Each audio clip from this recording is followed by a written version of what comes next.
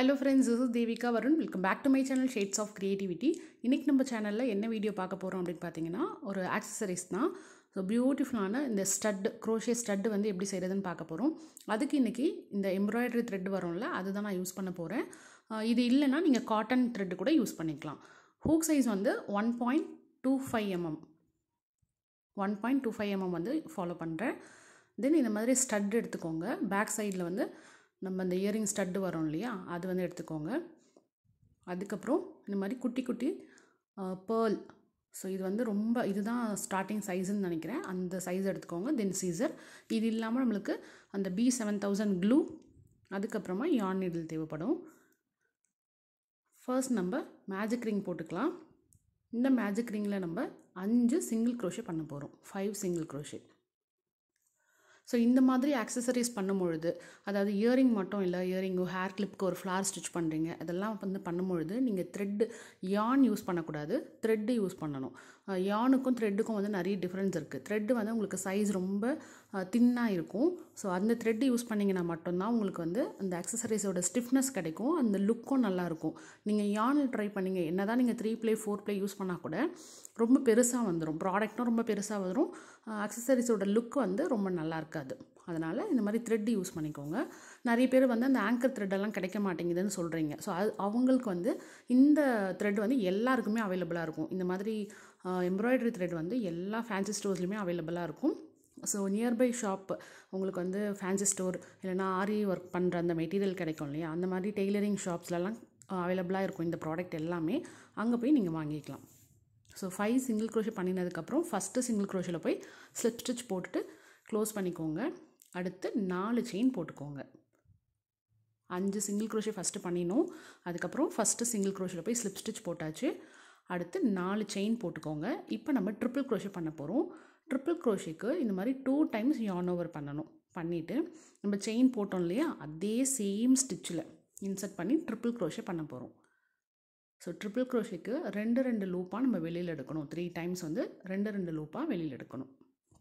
இதுதான் வந்து triple crochet. இப்போ ஒரு ட்ரிபிள் க்ரோஷே முடிஞ்சதுக்கப்புறம் ஒரு செயின் போட்டுக்கோங்க. இப்போ நம்ம பிக்கார்ட் ஸ்டிச் பண்ண போகிறோம். ஸோ பிக்கார்ட் ஸ்டிச்னால் இந்த ட்ரிபிள் க்ரோஷே பண்ணியிருந்தீங்கல்ல, அதில் வந்து இந்த மாதிரி 2 லூப் இருக்கும் பாருங்கள். அந்த செயின் போட்டதும் அந்த ட்ரிபிள் க்ரோஷே முடித்ததையும் சேர்த்து 2 லூப் இருக்கும். அதில் வந்து ஸ்லிப் ஸ்டிச் போடணும். இதுதான் வந்து பிக்கார்ட் அப்படின்னு நம்ம சொல்லுவோம். இந்த மாதிரி ஸ்லிப் ஸ்டிச் போட்டுக்கோங்க. அடுத்து அகெயின் இன்னொரு ட்ரிபிள் க்ரோஷே அதே ஸ்டிச்சில். ஸோ 2 டைம்ஸ் யார்ன் ஓவர் பண்ணிவிட்டு அதே ஸ்டிச்சுக்குள்ளே இன்சர்ட் பண்ணி 2 லூப்பாக வெளியில் எடுங்க. இப்போ செகண்ட் ட்ரிபிள் க்ரோஷே பண்ணிட்டோம். அடுத்து ஒரு செயின் போட்டுட்டு அகெயின் ஒரு பிக்கார்ட் ஸ்டிச். ஸோ இந்த மாதிரி இருக்கும். இந்த த்ரெட்டு வந்து ரொம்ப தின்னாக இருக்கிறதுனால எந்த அளவுக்கு என்னால் காமிக்க முடியுமோ அதில் காமிச்சிருக்கேன். அடுத்து அகெயின் இன்னொரு ட்ரிபிள் க்ரோஷே அதே சேம் ஸ்டிச்சிலேயே பண்ணணும்.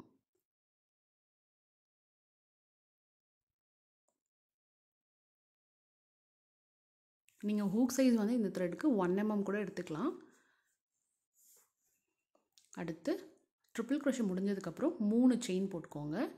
3 செயின் போட்டுட்டு சேம் ஸ்டிச்சிலேயே போயிட்டு ஸ்லிப் ஸ்டிச்.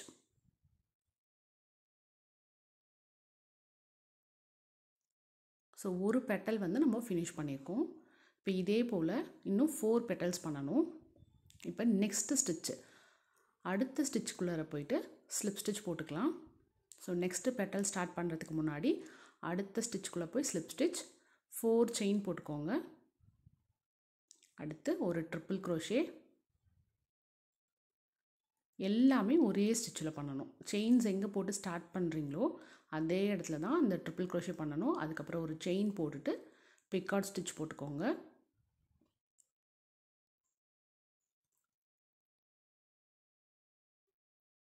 அடுத்து அகைன் இன்னொரு ட்ரிபிள் க்ரோஷே சேம் ஸ்டிச்சில். அடுத்து ஒரு செயின், பிக்கார்ட் ஸ்டிச்,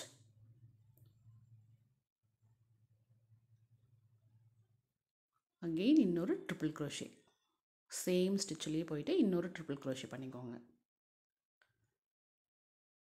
இப்போ 3 செயின் 1 2 3. அடுத்து அதே ஸ்டிச்சில் வந்து ஸ்லிப் ஸ்டிச். இப்போ நம்ம 2 பெட்டல் முடிச்சிருக்கோம். இதே போல் நம்ம இன்னும் 3 பெட்டல் பண்ணணும். ஸோ ஷேப் வந்து இந்த மாதிரி தான் இருக்கும். ஃபுல்லாக ஸ்டிச் பண்ணிவிட்டு வாங்க. இப்போ நம்ம 5 பெட்டல்ஸ் வந்து முடிச்சாச்சு. லாஸ்ட் பெட்டலில் அந்த 3 செயின்ஸ் போட்டுட்டு ஸ்லிப் ஸ்டிச் போட்டுக்கலாம்.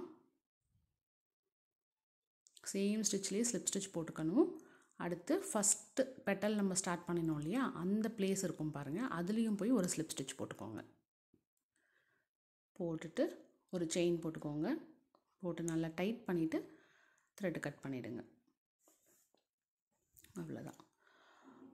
இப்போ எக்ஸஸாக இருக்க த்ரெட்டை பேக் சைடில் கொண்டு போய் நாட் போட்டுட்டு அதுக்கப்புறமா கட் பண்ணிவிடுங்க.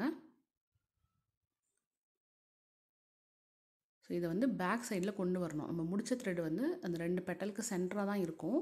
அதை அங்கேயே கட் பண்ணக்கூடாது. பேக் சைடில் கொண்டு வந்துட்டு அதுக்கப்புறமா நாட் போட்டுட்டு கட் பண்ணுங்கள். நல்லா ஒரு 2 or 3 நாட்ஸ் போட்டிங்கன்னா செக்யூர் ஆகிடும். எப்படியும் நம்ம இப்போ அந்த ஸ்டட்டு வைக்கிறதுக்கு அங்கே க்ளூ அப்ளை பண்ணுவோம். ஸோ அதில் வந்து செக்யூர் ஆகிடும் அது.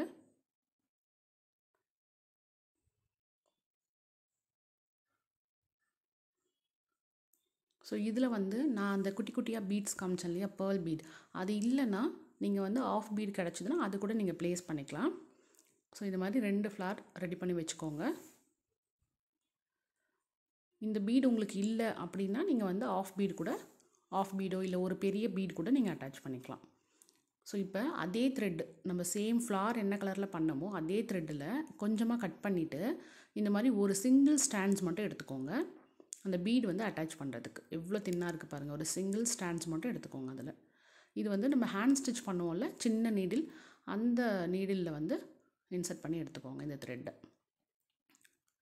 ஸோ கொஞ்சமாக த்ரெட்டு கட் பண்ணி அதிலிருந்து ஒரு ஸ்டாண்ட்ஸ் எடுத்து அதை வந்து யான் நீடில் கிடையாது, சின்ன நீடில், நம்ம ஹேண்ட் ஸ்டிச் எல்லாம் பண்ணுவோம் இல்லையா, எம்மிங்லாம் பண்ணுவாங்க பாருங்கள், அந்த மாதிரி நீடில் எடுத்து அதில் வந்து இன்சர்ட் பண்ணி நல்லா டைப் பண்ணிக்கோங்க. இப்போ இதில் தான் நம்ம அந்த பீடு வந்து அட்டாச் பண்ண போகிறோம்.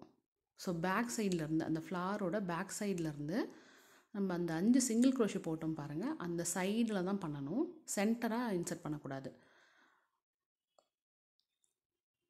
சைடில் வந்து பேக் சைட்லேருந்து ஃப்ரண்ட்டில் எடுத்துக்கோங்க. எடுத்துகிட்டு ஒரு 6 பீட் வந்து நான் இன்சர்ட் பண்ணிக்கிறேன். நம்ம வந்து 5 சிங்கிள் க்ரோஷே போட்டோமா, 6 பீட் போட்டால் கரெக்டாக இருக்குது. இது வந்து ரொம்ப குட்டியான பீடு. ஸோ ஆரி ஒர்க் பண்ணுறவங்க வந்து இந்த சுகர் பீடுன்னு சொல்லுவாங்க இல்லையா, அந்த மாதிரி பீடு தான் இது. ஸோ இது கிடைக்கலனா பரவாயில்ல, நீங்கள் பெரிய பீடே யூஸ் பண்ணிக்கலாம்.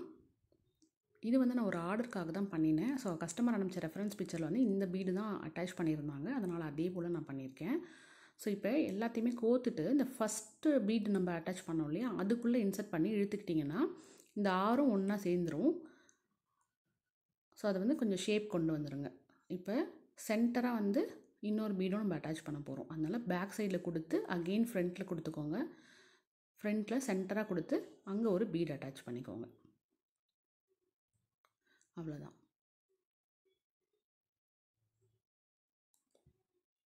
ஸோ இது நல்லா வந்து செக்யூர் பண்ணிக்கலாம், அட்ஜஸ்ட் பண்ணிக்கோங்க. இந்த ஆர்டிஃபிஷியல் போலன்ஸ் எல்லாம் கிடைக்கும், அது கூட உங்களுக்கு மினி சைஸில் கிடச்சிது அப்படின்னா அது கூட நீங்கள் யூஸ் பண்ணிக்கலாம்.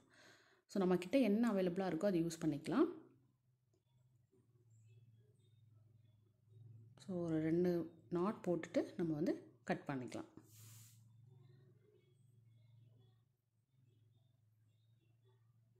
அவ்வளோதான், ஃப்ளவர் வந்து ரெடி ஆயிடுச்சு. இப்போ இதே போல் இன்னொரு ஃப்ளவரும் ரெடி பண்ணி வச்சுக்கோங்க. ரொம்பவே க்யூட்டாக இருக்குது. ஸோ இப்போ இந்த ஃப்ளாரில் வந்து இந்த பேக் ஸ்டட்டு வந்து நம்ம அட்டாச் பண்ண போகிறோம். நீங்கள் வந்து பீடு ஆஃப் பீடு அட்டாச் பண்ண போகிறீங்க, அதாவது பேஸ்ட் பண்ண போகிறீங்கன்னா ஃபஸ்ட்டு இந்த ஸ்டட்டை ஒட்டிட்டு அதுக்கப்புறமா நீங்கள் அந்த பீட் வந்து அட்டாச் பண்ணிக்கோங்க. இல்லை இந்த மாதிரி குட்டி பீடு என்ன மாதிரி நீங்கள் குட்டி குட்டி பீட் வந்து நீங்கள் ஸ்டிச் பண்ண போகிறீங்க அப்படின்னா அதை வச்சுட்டு தான் நீங்கள் பேக் ஸ்டட் வந்து அட்டாச் பண்ணணும். ஏன்னா அதில் பின்னாடி வர நாட்டும் நம்ம போடணும் இல்லையா, அதுக்காக.